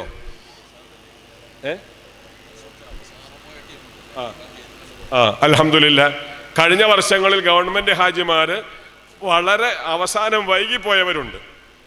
നേരെ ഇവിടെ നിന്ന് പോയിട്ട് മിനായിൽ പോയി രാപ്പാർത്തും അറഫ അങ്ങനെ വന്ന ആളുകളുണ്ട്. അവർക്ക് നിർബന്ധമായ അറിവില്ല, കാരണം അവരുടെ മീഖാത്തിൽ ഇഹ്റാം ചെയ്താണ് പോണത്. അങ്ങനെ പോകുന്നവർക്കില്ല. നേരത്തെ മക്കയിൽ എത്തിപ്പെട്ട് താമസ സ്ഥലത്താകുന്നവർ മീഖാത്തിൽ പോകാത്തത് കൊണ്ട് വാജിബായ അറിവ് നിർബന്ധമായി വരുന്നു എന്നത് മാത്രം. ഇരിക്കട്ടെ, അപ്പൊ ഇത്രയും കാര്യങ്ങൾ ഇപ്പൊ പഠിച്ചു. ഇനി നമ്മൾ ഇതെല്ലാം കഴിഞ്ഞ് ഇൻഷാ അല്ലാഹ് 2 കൂട്ടരും ആദ്യം പോകുമ്പോൾ ഗവൺമെന്റ് ആണെങ്കിലും പ്രൈവറ്റ് ആണെങ്കിലും ഉംറയുടെ ഇഹ്റാം ചെയ്താണ് എയർപോർട്ടിൽ നിന്ന് മക്കത്തേക്ക് പുറപ്പെടുക. ഏറ്റവും വൈകി പോകുന്ന ആളുകൾ ഹജ്ജിന് ഇഹ്റാം ചെയ്താണ് പോണത്. അല്ലാത്ത ടീമുകളെല്ലാം ഉംറയ്ക്ക് ഇഹ്റാം ചെയ്താണ് പോവുക. അപ്പൊ ആ ഉംറയ്ക്ക് ഇഹ്റാം ചെയ്ത് പോകുമ്പോൾ, ഉദാഹരണം, ഗവൺമെന്റ് ഹാജിമാരും പ്രൈവറ്റ് ഹാജിമാരും വരുന്ന വ്യാഴാഴ്ച രാവിലെ എയർപോർട്ടിൽ നിന്ന് ഇഹ്റാം ചെയ്ത് പോകത്തക്ക രൂപത്തിൽ ക്രമീകരിച്ചു വരണം എന്ന് പറഞ്ഞാൽ സാങ്കല്പികമാണ് കേട്ടോ. ഇനി വരുന്ന വ്യാഴാഴ്ചക്ക് ഇങ്ങനെ ഇമാമൂത്താരും പോയി ഒരുങ്ങിയേക്കരുത്. ഇതൊരു സാങ്കല്പിക രൂപം പറഞ്ഞ വരുന്ന വ്യാഴാഴ്ച രാവിലെ പോണമെന്നൊരു മെസ്സേജാണ് നമുക്ക് കിട്ടിയതെങ്കിൽ വീട്ടിൽ നിന്ന് പ്രൈവറ്റ് ഹാജിമാരൊക്കെ ഇഹ്റാമിൻ്റെ സുന്നത്തായ കുളി കഴിഞ്ഞാണ് പുറപ്പെടേണ്ടത്. പറയുന്നു തന്നെ ഗവൺമെന്റ് ഹാജിമാരാരും ഇഹ്റാമിൻ്റെ സുന്നത്തായ കുളി പുരയിൽ നിന്ന് കുളിച്ചല്ല വരുന്നത്. യാത്രയുടെ കുളി നമ്മൾ കുളിക്കുന്നുണ്ട്. കാരണം നിങ്ങൾക്ക് ഹജ്ജ് ക്യാമ്പിൽ 24 മണിക്കൂർ കൊണ്ട് റിപ്പോർട്ട് ചെയ്യാനുള്ളത് കൊണ്ടും അവിടെ എത്തിയിട്ട് നിങ്ങളുടെ ഗൈഡ് നിങ്ങൾക്ക് നിർദ്ദേശം തരുമ്പോഴും ഇഹ്റാമിൻ്റെ സുന്നത്തായ കുളി നിർവഹിച്ചാൽ മതി. ഈ കുളി അശുദ്ധിയുള്ള പെണ്ണിനും കുളിക്കണം എന്ന മസ്അല. ആർത്തവകാരിയായ പെണ്ണാണ് കുളി, അവൾക്കും സുന്നത്താണ്. പുരുഷനും കുളി അതാണെങ്കിലും സുന്നത്തുണ്ട്. അപ്പോൾ അങ്ങനെ നമ്മൾ ഇഹ്റാമിനെ കരുതി കുളിക്കണം. കുളി കഴിഞ്ഞിട്ട് ഗവൺമെൻറ് ഹാജിമാർ യാത്രയ്ക്ക് വേണ്ടിയാണ് കുളിച്ചത്. പ്രൈവറ്റ് ഹാജിമാരാണെങ്കിലോ ഇഹ്റാമിൻ്റെ സുന്നത്തായ കുളിയും നിർവഹിച്ചു. വീട്ടിൽ നിന്ന് ഇറങ്ങുന്നതിന് മുമ്പ് യാത്രയുടെ 2 റക്അത്ത് സുന്നത്ത് നിസ്കരിക്കണം. ഇഹ്റാമിൻ്റേതല്ല, യാത്രയുടെ 2 റക്അത്ത് സുന്നത്ത് നിസ്കരിക്കണം. അവിടെ ഒരു കാര്യം മനസ്സിലാക്കേണ്ടത്, സാധാരണ നിന്ന് വ്യത്യസ്തമായി 1-ാമത്തെ റക്അത്തിൽ ഫാത്തിഹ സൂറത്ത് കഴിഞ്ഞാൽ 3 സൂറത്ത് ഓതണം. അത് നിങ്ങൾ നോട്ട് ചെയ്ത് വയ്ക്കും. അത് നിങ്ങൾ വീട്ടിൽ നിന്ന് ചെയ്തിറങ്ങേണ്ടതാണ്. 2 കൂട്ടരും ചെയ്യേണ്ടതാണ്. ഫാത്തിഹ സൂറത്ത് കഴിഞ്ഞാൽ 3 സൂറത്ത് ഓതണം. അതിലൊന്ന് സൂറത്ത് ഖുറൈശാണ്, അഥവാ ലീലാഫി ഖുറൈശ് എന്ന സൂറത്താണ് ആദ്യത്തെ റക്അത്തിൽ. ഇത് ഇഹ്റാമിൻ്റെ സുന്നത്തല്ല, ഇത് യാത്രയുടെ സുന്നത്താണ്. ഇനി പറയുന്ന കാര്യങ്ങളൊക്കെ ശരിക്കും ശ്രദ്ധിക്കണം. എന്തുകൊണ്ട്? നേരത്തെ ഇവിടെ ആമുഖത്തിൽ പറഞ്ഞു, അസ്സഫറു ഖിത്അത്തും മിനൽ അദാബ്. പ്രയാസങ്ങൾ എപ്പോഴും കാത്തിരിക്കുന്ന ഒരു വേളയാണ് സഫർ. പലതും വരാം. ടെക്നോളജിയിൽ മികവകാശപ്പെടുന്ന ഏറ്റവും വലിയ രാജ്യമെന്ന് അഹങ്കരിക്കുന്ന അമേരിക്കയിൽ പോലും 2 വിമാന ദുരന്തങ്ങൾ അടുത്തടുത്തുണ്ടായത്. പടച്ചോന്റെ കയ്യിലാണൊക്കെ. അള്ളാഹു എല്ലാം എളുപ്പമാക്കി തരട്ടെ. അപ്പൊ റസൂലുള്ള പറഞ്ഞ് സുന്നത്ത് പാലിക്കുക. 1 സൂറത്തുൽ കാഫിറൂന അഥവാ കുല്യായുഹൽ ഖുറൈശ് ലീലാഫി ഖുറൈശ് എന്ന സൂറത്ത്. 2 സൂറത്തുൽ കാഫിറൂന അഥവാ കുല്യായുഹൽ കാഫിറൂന. 3 ഫലക്ക് അഥവാ കുൽ അഊദു ബിറബ്ബിൽ ഫലക്ക്. 1-ാമത്തെ റക്അത്തിൽ ഫാത്തിഹ കഴിഞ്ഞാൽ ഈലാഫി ഖുറൈശ്, കുല്യായുഹൽ കാഫിറൂന, കുൽ അഊദു ബിറബ്ബിൽ ഫലക്ക്, സൂറത്ത് ഖുറൈശ്, സൂറത്ത് കാഫിറൂന, സൂറത്തുൽ ഫലക്ക്. ഈ 3 സൂറത്ത് ഓതുക. 2-ാമത്തെ റക്അത്തിൽ ഫാത്തിഹ കഴിഞ്ഞാൽ ഇഖ്ലാസ്, നാസ് അഥവാ കുൽ ഹുവല്ലാഹു അഹദ്, കുൽ അഊദു ബിറബ്ബിൻ നാസ്. ഈ 2 സൂറത്തുകളാണ് ഓതേണ്ടത്. അതിനുശേഷം ഇതൊക്കെ നിങ്ങൾ എഴുതിയെടുത്ത് ഗവൺമെൻറ് ഹാജിമാരൊക്കെ പ്രത്യേകിച്ച് ഈ കാര്യങ്ങൾ നിർവഹിക്കണം. അതിനുശേഷം നിസ്കാരപ്പായിൽ ഇരുന്നു കൊണ്ട് തന്നെ, എഴുന്നേറ്റിട്ടില്ല, നിസ്കാരപ്പായിൽ ഇരുന്നു കൊണ്ട് തന്നെ ഈലാഫി ഖുറൈശ് എന്ന സൂറത്ത് ഓതുക. അതുപോലെ ആയത്തുൽ കുർസിയും ഓതുക. സലാം വീട്ടി കഴിഞ്ഞു. സലാം വീട്ടി കഴിഞ്ഞ ഉടനെ ലീലാഫി ഖുറൈശ് എന്ന സൂറത്തും ആയത്തുൽ കുർസിയും ഓതുക. അഹമ്മദ് റസാ ഖാൻ ബറൈൽവി റഹ്മത്തുള്ളാഹി അലൈഹി തൻ്റെ മാതാവുമൊത്ത് ഹജ്ജിന് പോയ ചരിത്രം ഗ്രന്ഥങ്ങളിലുണ്ട്. അന്ന് കപ്പലിലാ യാത്ര. കപ്പൽ നടുക്കടലിലെത്തി കാറ്റിലും കോളിലും പെട്ടിങ്ങനെ ആടി ഉലയാൻ തുടങ്ങി. സഹയാത്രികർ തട്ടഹസിച്ച് കരയാനും ബോധരഹിതനായി വീഴാനും തുടങ്ങി. മഹാനുഭാവന് യാതൊരു മാറ്റവുമില്ല. കുറെ കഴിഞ്ഞു, കടൽ തിരമാല ശാന്തമായി. ഉമ്മ ചോദിച്ചു, മോനെ, എല്ലാവരും വാവിട്ട് കരഞ്ഞപ്പോൾ നിനക്കൊരു ഭാവമാറ്റവുമില്ലാതെ എങ്ങനെ നീ പിടിച്ചു നിന്നു? ഉടനെ മഹാനുഭാവന്റെ മറുപടി, ഉമ്മ, ഞാൻ എന്തിനു പരിഭ്രമിക്കണം? എൻ്റെ നേതാവ് ഹബീബായ സയ്യിദുന മുഹമ്മദുർ റസൂലുള്ളാഹി യാത്രയുടെ പ്രാരംഭത്തിൽ നിർവഹിക്കാൻ പറഞ്ഞ ആയത്തുൽ കുർസി ഞാൻ ഓതി. ഈ യാത്രയിൽ മരിക്കാൻ അള്ളാഹ് തീരുമാനിച്ചാൽ മരിക്കും, ഇല്ലെങ്കിൽ അപകടം വരാതെ സുരക്ഷിതത്വം ഉണ്ടാകുമെന്ന് അള്ളാഹിൻ്റെ റസൂല് പഠിപ്പിച്ചിട്ടുണ്ട്.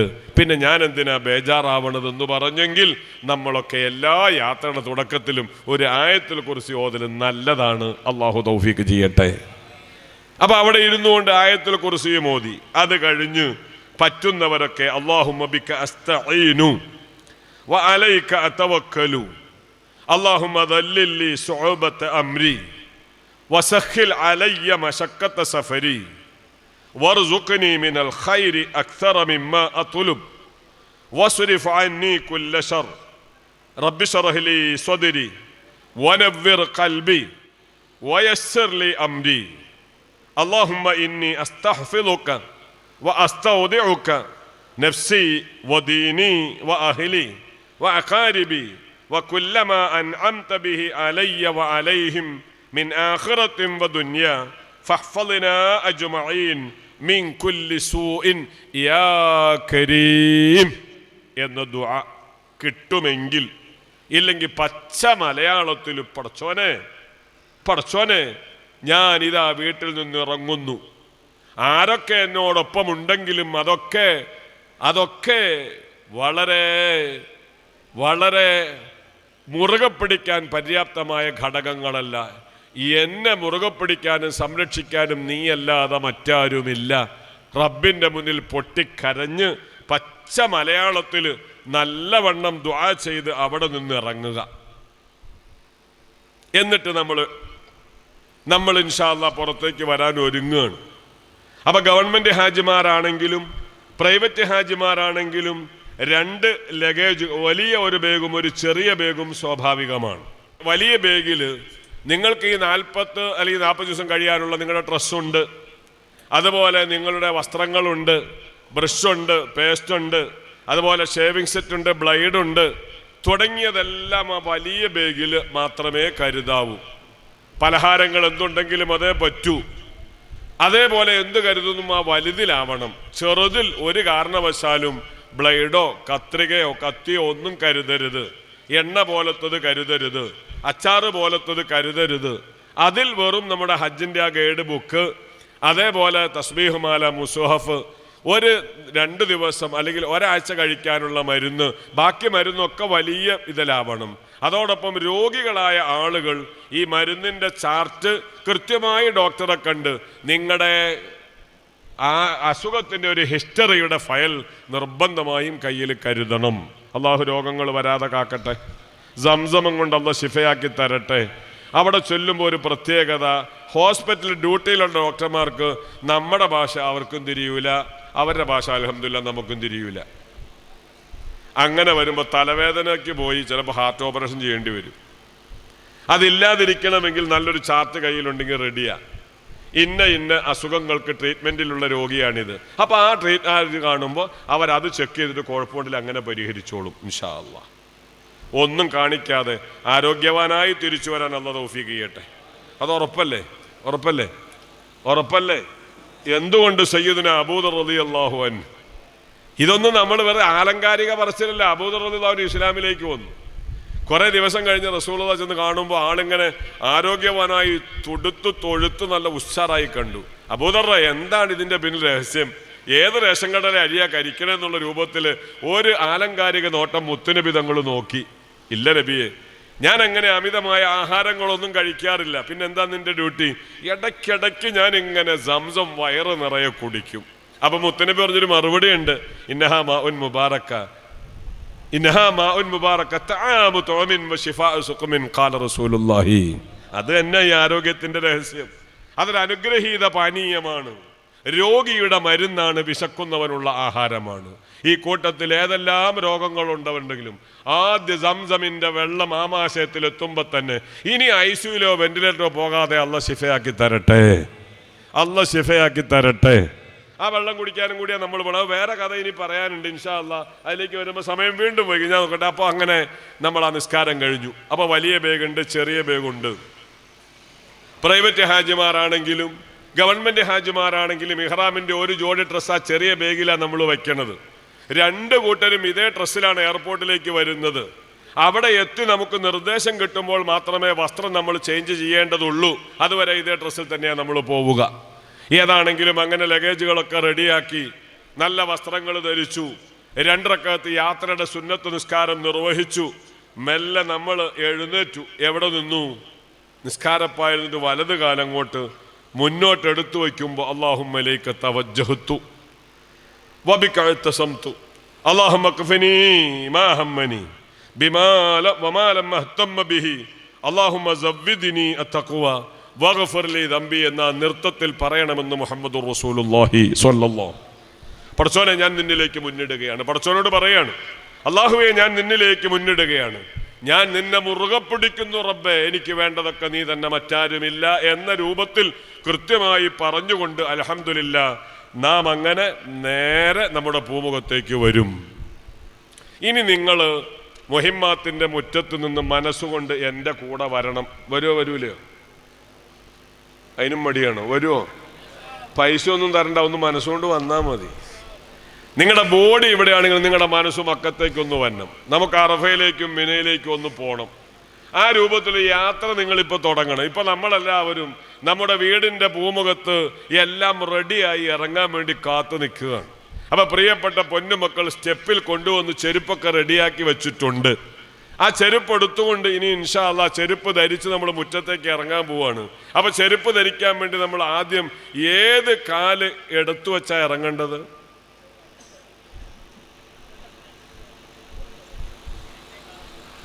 പടച്ചോനെ, 2 കാലല്ലേ ഉള്ളൂ, ചാടാൻ പറ്റൂലല്ലോ.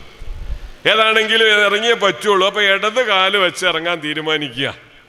ഇടത് കാല് വെച്ച് ഇറങ്ങുമ്പോൾ തന്നെ ആ ഇടത് കാല് മക്കൾ കൊണ്ടുവന്ന് വെച്ച ചെരുപ്പിന്റെ മുകളിൽ വയ്ക്കുക, അതിൻ്റെ ഉള്ളിലിടാണ്ട്. കാരണം എന്താ? കാലിൽ ആദ്യം ചെരുപ്പ് ധരിക്കൽ, വലത് കാല് ധരിക്കല സുന്നത്ത്. അപ്പൊ ഇടത് കാല് വെച്ച് ഇറങ്ങിയ കൂലി കിട്ടാൻ വേണ്ടി ചെരുപ്പിന്റെ മുകളിൽ ഇടത് കാലും വെച്ചിട്ട് വലത് കാല് ചെരുപ്പിന്റെ ഉള്ളിലേക്ക് വന്നിട്ട് ഇറങ്ങുമ്പോൾ 2 സുന്നത്തും കിട്ടി. എന്ത് പറഞ്ഞുകൊണ്ടാണ് ഇറങ്ങുന്നത്? ബിസ്മില്ലാഹി തവക്കൽതു അലല്ലാഹ് ലാ ഹൗല വലാ ഖുവത ഇല്ലാ ബില്ലാഹ് എന്ന് പറഞ്ഞിട്ട് ഇറങ്ങി നേരെ മുറ്റത്ത് അവിടെ നിൽക്കുക. ഓടണ്ട, ധൃതി വേണ്ട. അൽ അജലു മിനശ് ശൈത്വാൻ. ചില ഭർത്താക്കന്മാരുടെ സ്വഭാവം മാറ്റിയേ പറ്റുള്ളൂ. 1 മിനിറ്റ് പെണ്ണുങ്ങൾ തെറ്റിയ പൊട്ടിത്തെറിക്കണ ഭർത്താക്കന്മാരൊക്കെ ആ ജാതി പിശാചിനെയൊക്കെ ഈ എയർപോർട്ടിൽ കളഞ്ഞിട്ടേ പോകാവൂ. അള്ളാഹു തൗഫീഖ് ചെയ്യട്ടെ. മറ്റേ നിങ്ങൾ ബാത്റൂമിൽ കയറി ഇറങ്ങുമ്പോൾ സ്പീഡിൽ അവർക്ക് ഇറങ്ങാൻ പറ്റൂല. അപ്പൊ കാണാതിരിക്കുമ്പോൾ, അല്ലെങ്കിൽ തന്നെ നാട്ടിൽ അവൾ അങ്ങനെയാ, പറഞ്ഞാലേ അനുസരണയില്ല. ഈ മോഡലൊക്കെ മാറ്റി വെക്കണം. അള്ളാഹു തൗഫീഖ് ചെയ്യട്ടെ. അതിന് വോൾട്ടേജ് കുറയുമെന്ന് എനിക്കറിയാം. അള്ളാഹു തൗഫീഖ് ചെയ്യട്ടെ. നമ്മളത് പഠിച്ചുപോയി. ഞാൻ അതിനൊക്കെ അവകാശപ്പെട്ടവനാണ്. എൻ്റെ അവകാശങ്ങൾ അവൾ ഹനിക്കുകയാണെന്ന് ഒന്നൊക്കെ മാറിയിട്ട് കുറെ ക്ഷമ വേണം. നല്ലോണം നിൽക്കണ്ടേം കിടക്കണ്ടേക്ക് വരും. എന്ന് മാത്രമല്ല, മിന ബാത്റൂമിന്റെ മുന്നിലെ ക്യൂ ഇങ്ങനെ ആലോചിച്ചാൽ അൽഹംദുലില്ലാ ഹജ്ജ് ഇപ്പൊ തന്നെ ചെയ്ത പ്രതീതിയാണ്. അള്ളാഹു റാഹത്താക്കി തരട്ടെ. നിങ്ങളുടെ ആ വെളവൊന്നും അവിടെ നടക്കൂല. 50 ആള് 100 ആളൊക്കെ സുബൈയിലെ ക്യൂ. അത് തന്നെ കയറി ഇരിക്കുമ്പോൾ കാണാം ആ കഥയിലേക്ക് ഇങ്ങനെ കുട്ടികളിപ്പോൾ ഇവിടെ ദഫ് മുട്ടി കളിക്കുന്നത് പോലെ മുട്ടിങ്ങനെ വരും. അപ്പൊ എടാ പോടാന്നും വിളിച്ചിട്ട് കാര്യമൊന്നുമില്ല. ക്ഷമിച്ചേ പറ്റൂ. എല്ലാം അവിടെ നമ്മൾ അടക്കി ഒതുക്കി വെക്കുകയാണ്. അങ്ങനെ ഇറങ്ങി അവിടെ നിന്നിട്ട് 5 സൂറത്ത് ഓതണം. എവിടെ? മുറ്റത്ത് ഇറങ്ങി നിന്നുകൊണ്ട് 5 സൂറത്ത് ഓതണം. ഖുർആന്റെ തണലിലൊരു യാത്രയ്ക്ക് നമ്മൾ പോവുക. ഏതാണ് 5 സൂറത്ത്? 1 സൂറത്തുൽ കാഫിറൂനെയാണ്, ഖുൽ യാ അയ്യുഹൽ കാഫിറൂനെയാണ്. രണ്ടാമത്തെ സൂറത്ത് സൂറത്തുൻ നസ്റാണ്, ഇദാ ജാ നസ്റുല്ലാഹ് എന്ന് പറയുന്ന ആ സൂറത്താണ്. മൂന്നാമത് ഇൻഷാ അല്ലാഹ് ഓതേണ്ടത് ഇഖ്ലാസാണ്, ഖുൽ ഹുവല്ലാഹു അഹദ് എന്ന സൂറത്താണ്. ഒന്നാമത് ഖുൽ യാ അയ്യുഹൽ കാഫിറൂനെയാണ്. 2 ഇദാ ജാ നസ്റുല്ലാഹ് എന്ന സൂറത്താണ്. 3 ഇഖ്ലാസാണ്. 4 ഫലക്കാണ്, ഖുൽ അഊദു ബിറബ്ബിൽ ഫലക്കാണ്. 5 ഖുൽ അഊദു ബിറബ്ബിൻ നാസ് എന്ന ആ സൂറത്താണ്. ഇങ്ങനെ 5 സൂറത്തുകളാണ് മുറ്റത്ത് ഇറങ്ങി നിന്നുകൊണ്ട് ഓതേണ്ടത്. മുറ്റത്ത് ഇറങ്ങി നിന്നുകൊണ്ട് ഓതുന്നു. ആ ഓതിയിട്ട് ഇവിടെ ഗവൺമെൻറ്റോ പ്രൈവറ്റോ ഒരു വ്യത്യാസവും ഇല്ല. അത് ഓതിയിട്ട് നേരെ നമ്മൾ വാഹനത്തിനരികിലേക്ക് ചെല്ലും. അങ്ങനെ വാഹനത്തിനരികിലേക്ക് ചെന്നിട്ട് നമ്മൾ വലത് കാല് വെച്ചുകൊണ്ട് ആ വാഹനത്തിൽ കയറുന്നത്. കയറുമ്പോൾ എന്താ പറയണത്? തെറ്റിയാലും ശരിയല്ലെന്ന് പറഞ്ഞുകൂടി. എന്താ പറയേണ്ടത്?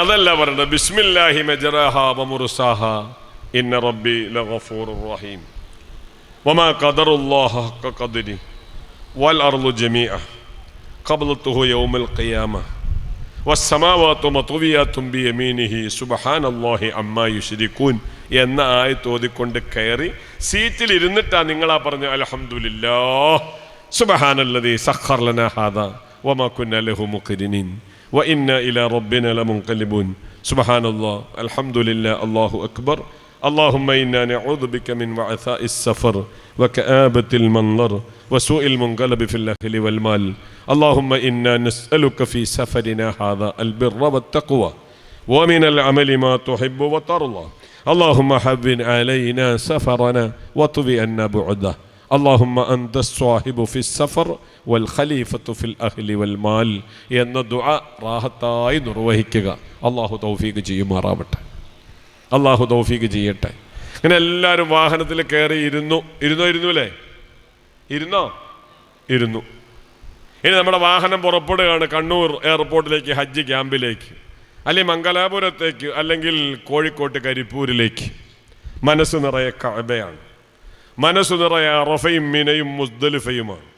ഉപ്പയുടെ മയ്യത്തെടുക്കുമ്പോൾ ഇതുപോലെ കരഞ്ഞിട്ടില്ല. ഉമ്മയുടെ വേർപാടിൻ്റെ സമയത്ത് ഇതുപോലെ കരഞ്ഞില്ല. അല്ലാ, നിന്റെ കഅബ കാണാൻ കാത്തിരുന്ന ആ മണിക്കൂറിലേക്ക് ഞാൻ അടുക്കുകയാണ്. പാപങ്ങളൊക്കെ പൊറുക്കപ്പെടുന്ന അറഫയിലേക്ക് ഞാൻ എൻ്റെ പ്രയാണം തുടങ്ങി.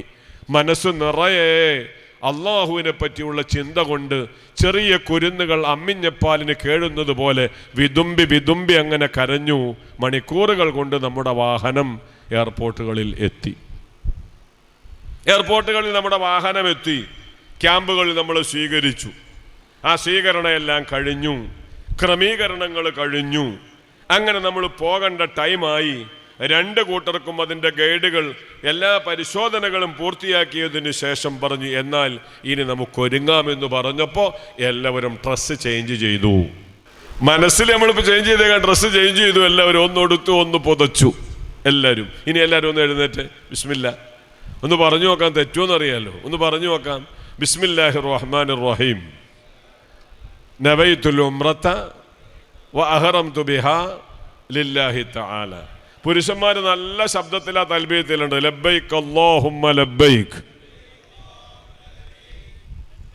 ലബ്ബൈക ലാ ശരീക ലക ലബ്ബൈക് ഇന്നൽ ഹംദ വന്നിഅമത ലക വൽ മുൽക് ലാ ശരീക ലക ലബ്ബൈക അല്ലാഹുമ്മ ലബ്ബൈക് ലബ്ബൈക ലാ ശരീക ലക ലബ്ബൈക് ഇന്നൽ ഹംദ വന്നിഅമത ലക വൽ മുൽക് ലാ ശരീക ലക اللهم صل على سيدنا محمد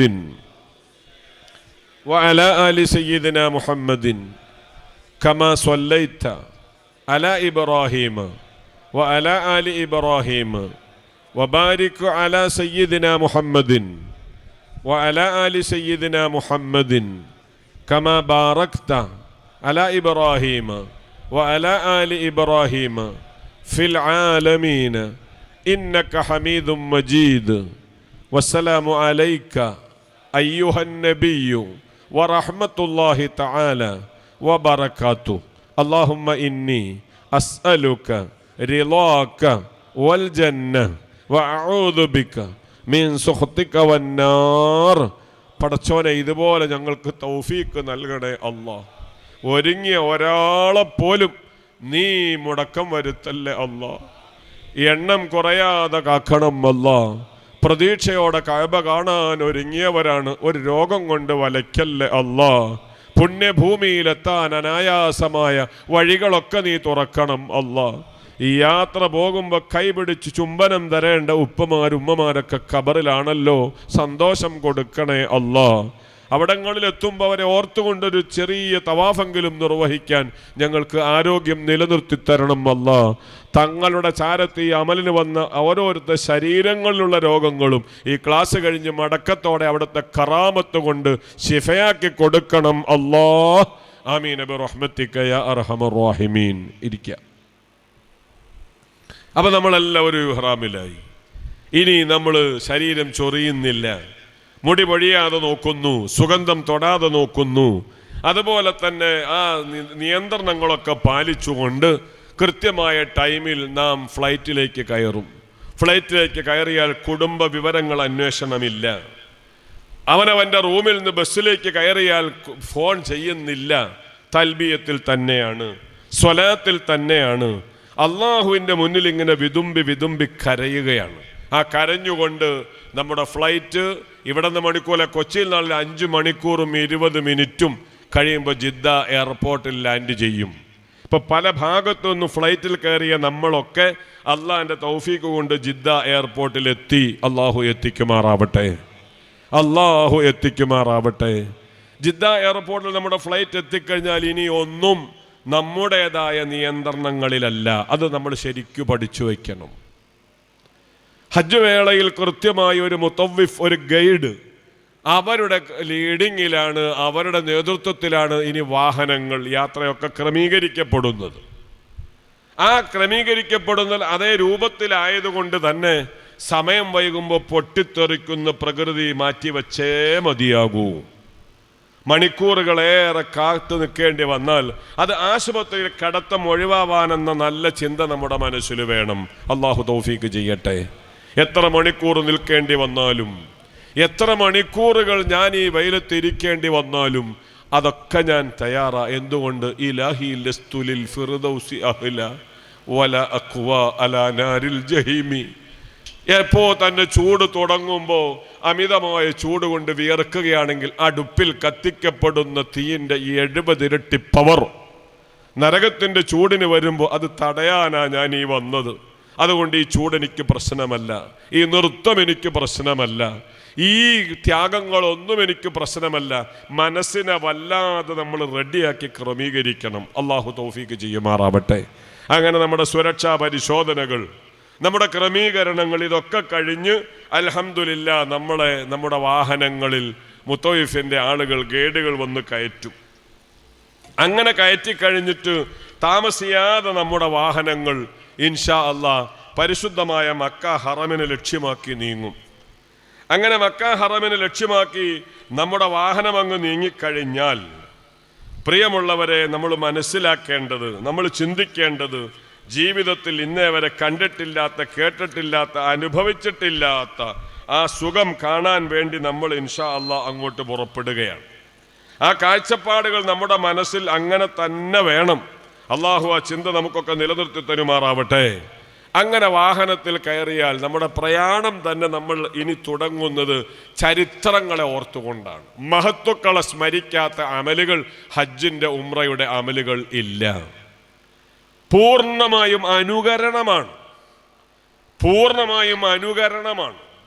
പൂർവികരെ ഓർക്കുക, അവർ ഇരുന്ന, കിടന്ന, ഓടിയ സ്ഥലങ്ങൾ അങ്ങനെ തന്നെ പകർത്തുക. അന്ധമായ അനുകരണ പ്രക്രിയ ഹജ്ജിൻ്റെ അമലുകൾ ഞാനും നിങ്ങളും നിർവഹിക്കുന്നതെങ്കിൽ, മഹാന്മാരെ തള്ളുന്ന പ്രകൃതി ചെറിയ ഒരു മൈൻഡ് മനസ്സിലുണ്ടെങ്കിൽ ഒരിക്കലും സംതൃപ്തിയോടെ അമലിന് പറ്റൂല. അള്ളാഹു കാക്കുമാറാവട്ടെ. വാഹനത്തിൽ നമ്മൾ കയറുമ്പോൾ തന്നെ പോകുന്നത് ഒരു ചരിത്ര ഭൂമിയിലുള്ള ജിദ്ദത്ത് എന്ന് പറയുന്ന സ്ഥലമാണ്. ജദ്ദത്ത് എന്ന് പറഞ്ഞാൽ തന്നെ വെല്ലുമ്മ എന്നാണ്. ആ ഭൂമിക്ക് തന്നെ ആ പേര് വന്നു. നമ്മുടെ വെല്ലുമ്മയാകുന്ന ബീവി ഹവ്വ റളിയല്ലാഹു അൻഹ, ആ മഹദിയുടെ മക്ബറ അവിടെയാണ് ഉള്ളത്. അതിലൂടെ യാത്ര ചെയ്തു. പഴയ കാലങ്ങളിലൊക്കെ നമ്മുടെ വാഹനം ഹറമിൻ്റെ അതിർത്തിയിലേക്ക് കടക്കുമ്പോൾ ശരിയായി മനസ്സിലാക്കാൻ നല്ല തെളിവുകൾ കാണാമായിരുന്നു. ഇപ്പം ആ വഴിയിലല്ല വാഹനം മക്കയിലേക്ക് പോണത്, എക്സ്പ്രസ് വേയിലൂടെയാണ്. എക്സ്പ്രസ് വേയിലൂടെ പോകുമ്പോൾ സ്വാഭാവികമായും ഹറമിൻ്റെ അതിർത്തിയിൽ സ്ഥാപിക്കപ്പെട്ട ഇന്ന അവ്വല ബൈത്തി മുളിയ ലിന്നാസിൽ അല്ലദീ ബിബക്ക എന്ന് മനോഹരമായി എഴുതിയ ഗേറ്റ് നമ്മുടെ ശ്രദ്ധയിൽ പെടൂല. പിന്നെ നമ്മുടെ ശ്രദ്ധയിൽ പെടൽ എന്താണ്? മക്ക ഹറമിൻ്റെ മറ്റൊരു അതിർത്തിയായ മസ്ജിദ് ആയിഷ തൻഈം. 1400 വർഷങ്ങൾക്കപ്പുറം സയ്യിദുനാ മുഹമ്മദുർ റസൂലുള്ളാഹി സ്വല്ലല്ലാഹു അലൈഹി വസല്ലമ തങ്ങൾ തൻ്റെ പ്രിയതമാ നമ്മുടെ ഉമ്മ ആയിഷ ബീബി റളിയല്ലാഹു അൻഹയെ ഉംറയ്ക്ക് ഇഹ്റാം ചെയ്യാൻ വേണ്ടി പറഞ്ഞയച്ച ഒരു സ്ഥലമുണ്ട്. ബുഖാരി സ്വഹീഹിൽ ഉദ്ധരിച്ച ആ ഹദീസ് നോക്കിയാൽ ആ സ്ഥലത്തിന് തൻഈം എന്നാ പറയുക. പക്ഷെ അന്ന് നമ്മുടെ ഉമ്മ അവിടെ ചെന്ന് നിസ്കരിച്ച് അവിടെ ഇഹ്റാം നിർവഹിച്ചതുകൊണ്ട്, അവിടെ ഒരു പള്ളിയും നിർമ്മിക്കപ്പെട്ടതുകൊണ്ട് ഇന്ന് ടാക്സികൾക്കിടയിലൊക്കെ ആ സ്ഥലം അറിയപ്പെടൽ തൻഈം എന്നല്ല, മസ്ജിദ് ആയിഷ എന്ന പേരിലാണ്. ആ മസ്ജിദ് ആയിഷ കാണുമ്പോൾ തന്നെ വലിയ മുനാരങ്ങൾ ഇങ്ങനെ കാണും. ആ മുനാരങ്ങൾ ഇങ്ങനെ കാണുമ്പോൾ ചെറിയ കുഞ്ഞുങ്ങൾ ഉമ്മയ്ക്കയുടെ വരിയിൽ പാലിന് കരയുന്നത് പോലെ ഹാജി വിതുമ്പി വിതുമ്പി കരയും, വിതുമ്പി വിതുമ്പി കരയും. അങ്ങനെ ആ വാഹനം ആ കറക്റ്റ് എൻഡിലേക്ക് അങ്ങ് ചൊല്ലുമ്പോൾ അല്ലാഹുമ്മ ഹാദാ ഹറമുക് വ അംനുക് ഫഹരിംനി അലന്നാർ. ആരാ കരയാത്തത്? ആരാ വിതുമ്പാത്തത്? വിവരമുള്ള ഹാജി, അല്ലാഹുമ്മ ഹാദാ ഹറമുക്, ഇത് നിന്റെ ഹറമാണ്. വ അംനുക്, നീ പവിത്ര നൽകിയ ഭൂമിയാണ്. ഇവിടെ വന്ന് എനിക്ക് സ്വത്ത് വേണ്ട, എനിക്ക് സുഖാഡംബരങ്ങളൊന്നും വേണ്ട. ഫഹരിംനി അലന്നാർ, ഈ ഭൂമിയിൽ തട്ടിയ എൻ്റെ ശരീരം ഇനി നരകത്തിൻ്റെ തീയിലിടല്ലേ അല്ലാഹ്. പൊട്ടിക്കരഞ്ഞുകൊണ്ട് ദുആ ചെയ്യണം. മുഹമ്മദുർ റസൂലുള്ളാഹി തങ്ങൾ പഠിപ്പിക്കുകയാണ്. വആമിന്നി മിൻ അദാബിക്, നിന്റെ അദാബിനെ തൊട്ട് എനിക്ക് നിർഭയത്വം റബ്ബേ നീ നൽകണം. ഇനി എവിടെ പോയി വേറെ ചോദിക്കാനാ? യൗമ തബ്അസു ഇബാദക്, നിന്റെ കോടാനകോടി അടിമകളെ യാത്രയാക്കപ്പെടുന്ന ദിവസം. എന്നിട്ട് വജഅൽനി മിൻ ഔലിയായിക്, നിന്റെ പ്രത്യേകമായി നീ തെരഞ്ഞെടുക്കപ്പെട്ടവരുടെ കൂട്ടത്തിൽ എന്നെ നീ പരിഗണിക്കണം. വാഹിലി ത്വാഅത്തിക്കും, നിനക്ക് വഴിപ്പെട്ടവരുടെ ഗണത്തിലും എന്നെ നീ പരിഗണിക്കണം. എന്നിട്ട് പിന്നെയും പറയുന്നു വഫിഖ്നി ലിൽ അമലി ബിത്വാഅത്ത്. ഇനി അങ്ങോട്ട് ഞാൻ ഷുഗറും പ്രഷറും ഒക്കെ കൂടി കാലുവേദനയും മൂരവേദനയും ഒക്കെയായി വന്നതാണ്. മരുന്ന് കയ്യിലുണ്ടെങ്കിലും റബ്ബേ നിന്റെ തൗഫീക്ക് കൊണ്ടല്ലാതെ ഒന്നിനും പറ്റൂല. അമല് ചെയ്യാൻ എനിക്ക് നീ തൗഫീക്ക് ചെയ്യണം. വംനുൻ അലയ്യ ബിഖളാഇ മനാസികിക്, ഹജ്ജിന്റെ ഉംറയുടെ അമലുകളൊക്കെ വേണ്ടതുപോലെ ഈ പൂർത്തീകരിക്കാൻ എനിക്ക് നീ ഔദാര്യം ചൊരിയണം. വതുബ് അലയ്യ ഇന്നക അൻതത് തവ്വാബുർ റഹീം, എൻ്റെ പാപങ്ങളൊക്കെ പൊറുക്കണമെന്ന് പറയുമ്പോൾ താടി രോമങ്ങളിലൂടെ കണ്ണുനീർ കണങ്ങൾ ഇറ്റു വീണ് ഇഹ്റാമിൻ്റെ തുണി നനഞ്ഞിട്ടുണ്ടാകും. സ്ത്രീകളും വിതുമ്പിക്കരഞ്ഞിട്ടുണ്ടാകും. പ്രഥമമായ ആ ദുആ തന്നെ നടക്കുമ്പോൾ ഹൃദയത്തിൽ എന്തോ ഒരു സുഖം, ഒരു തണുത്ത കാറ്റടിച്ചതുപോലെ. അള്ളാഹു നമുക്കൊക്കെ ഭാഗ്യം തരുമാറാവട്ടെ. അള്ളാഹു നമുക്കൊക്കെ ഭാഗ്യം തരുമാറാവട്ടെ. പ്രിയമുള്ളവരെ, ആ ദുആ കഴിഞ്ഞു ഏകദേശം ഒരു 15 അല്ലെങ്കിൽ ഒരു 20 അല്ലെങ്കിൽ ഒരു 25 തിരക്കിൻ്റെ ഗതി അനുസരിച്ച് നമ്മുടെ വാഹനം ഗവൺമെൻറ് ഹാജിമാർ അസീസിയയിലും പ്രൈവറ്റ് ഹാജിമാർ മക്ക ഹറമിലെ അടുത്ത ഏതെങ്കിലും സ്ഥലങ്ങളിലുമുള്ള ഹോട്ടലിലേക്ക് നമ്മുടെ വാഹനം എത്തിക്കും. അള്ളാഹു എത്തിക്കുമാറാവട്ടെ. അള്ളാഹു എത്തിക്കുമാറാവട്ടെ. അങ്ങനെ നമ്മുടെ വാഹനങ്ങൾ അവിടെ എത്തിക്കഴിഞ്ഞാൽ നമ്മുടെ ലഗേജുകളൊക്കെ നമ്മുടെ റൂമുകളിലേക്കൊക്കെ അങ്ങ് ചെന്ന് കഴിഞ്ഞാൽ, ഇൻഷാ അള്ളാഹ് ചെന്ന് കഴിഞ്ഞാൽ നമ്മുടെ മനസ്സാരുടെയും തളർന്നിട്ടില്ല. ഉണ്ടോ? സാധാരണഗതിയിൽ നമ്മൾ മുഹിമാത്തിൻ്റെ പരിസരത്ത് താമസിക്കുന്ന ആളുകൾ കാസർഗോഡ് പോയി വന്നാൽ ക്ഷീണമാണ് അല്ലേ? യാത്രാ ക്ഷീണമുണ്ട്. ഇപ്പോൾ ആർക്കെങ്കിലും ക്ഷീണമുണ്ടോ? ഒരു ക്ഷീണവും ഇല്ല. ആർക്കും ക്ഷീണമില്ല. എല്ലാവരുടെ മനസ്സിലും ഇനി കഅബ ഒന്ന് കണ്ടാൽ മതി. അള്ളാഹ് തൗഫീക്ക് ചെയ്യട്ടെ. അള്ളാഹ് തൗഫീക്ക് ചെയ്യുമാറാവട്ടെ.